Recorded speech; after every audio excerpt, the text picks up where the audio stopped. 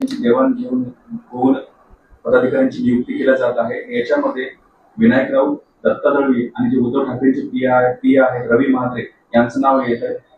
देवाणघेवाण ही एका निर्जन स्थळी गाडीमध्ये बसून 10 लाख रुपये घेण्यात येत आहे।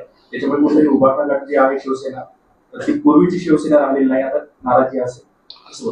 अरे राऊत काय तर म्हात्रे काय, हे सर्वजण जे काही नेते आहेत ना, त्यांना एक माहिती आहे की उभाटा गटामध्ये उद्धव साहेबांची अवस्था ही संभ्रमित आहे आणि त्याचा फायदा हे सर्वजण घेतात। या तिघांवर काय आक्षेप करतात? संजय राऊत काय करतात? बाकीचे जे काही आता सोकॉल्ड नेते आहेत, महिला नेते आहेत, यांच्यावर तर जाहीरपणे पत्रकार परिषद घेऊन लोकांनी आरोप केलेले आहेत आणि ते पक्षातल्या।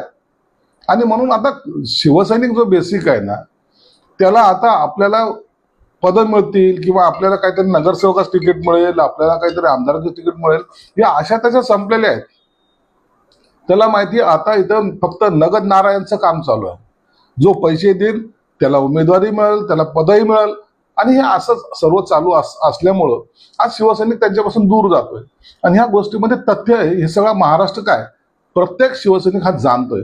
म्हणून आता माल लो तो तुमको सब कुछ मिलेगा, असं जे काही नीती आता ह्या उभाटा गटामध्ये आलेले, त्याचा फटका निश्चितच पक्षाला बसणार आहे। सगळे संस्थान आपण बघितले बोगरे साहेब असेल त्याने झाले कसं सध्याला स्टँडिंग मध्ये संदीपान भुमरे हे या जिल्ह्याचे खासदार आहेत आणि खासदारचा असलेला सन्मान हा झाला पाहिजे, तो होत असतो।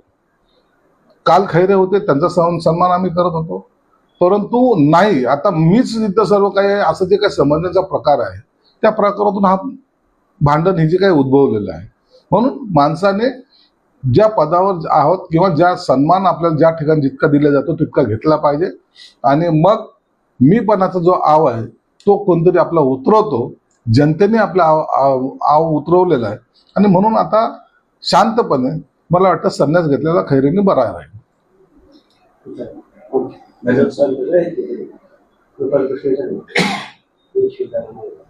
संजय